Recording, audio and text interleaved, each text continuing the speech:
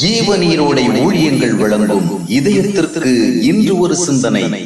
சிரமமானதை நம்மிடம் அன்பு காண்பிப்பவர்களிடமும் நாம் அன்பு காட்டலாம். நமக்கு நன்மை செய்கிறவர்களுக்கு நாமும் நன்மை செய்யலாம். நமக்கு மரியாதை தருகின்றவர்களுக்கு நாமும் மரியாதை கொடுக்கலாம். இவைகளெல்லாம் மிக மிக எளிதான காரியங்கள். இவைகளை உலக மக்கள் தாராளமாக செய்கின்றார்கள். இவைகளை செய்வதற்கு கிறிஸ்தவம் தேவையில்லை. நம்மை வெறுப்பவர்கள் மேல் அன்பு காண்பித்தல், நமக்கு எந்த நன்மையும் செய்யாதவர்களுக்கு நன்மை செய்தல், நமக்கு உரிய மரியாதை தராதவர்களுக்கும் மரியாதை காண்பித்தல், நமக்கு தீமை செய்கின்றவர்கள் ஜெபித்தல், இவைகள் எல்லாம் மிகவும் சிரமமான காரியங்கள். பேசவும் எழுதவும் எளிதாக இருக்கும், கடைபிடிக்கவோ கடினமா இருக்கும். இந்த அளவிற்கு நம்மால் செயல்பட முடியுமா?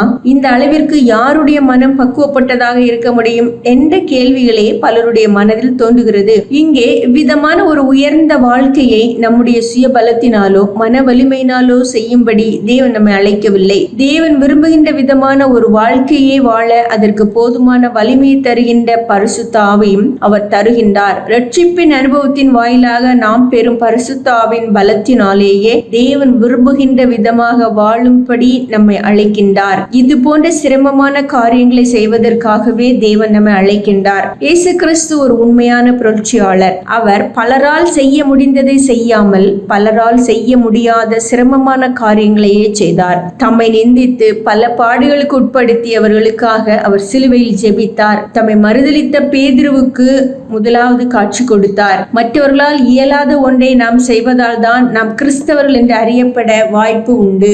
ஆற்று வெள்ளம் போகிற போக்கிலேயே போவதற்கு விசேஷ ஆற்றல் தேவையில்லை. ஆற்றை எதிர்த்து போவதற்குத்தான் அது தேவைப்படுகிறது. இந்த சமுதாயம் சாதனையாளர்களைத்தான் கூர்ந்து கவனிக்கிறது. குணாதிசய நிலைகளிலும் அன்பு நிலைகளிலும் நாம் சாதனை புரிவதுதான் கிறிஸ்தவ வாழ்க்கை. அதற்கு தேவையான மன வலிமையை பரிசுத்த ஆவியின் மூலம் பெற முடியும். தினமும் தேவ சமூகத்தில் கருத்தாக அந்த தேவ பலத்தை தேடினால் நம்மால் எல்லாம் கூடும்.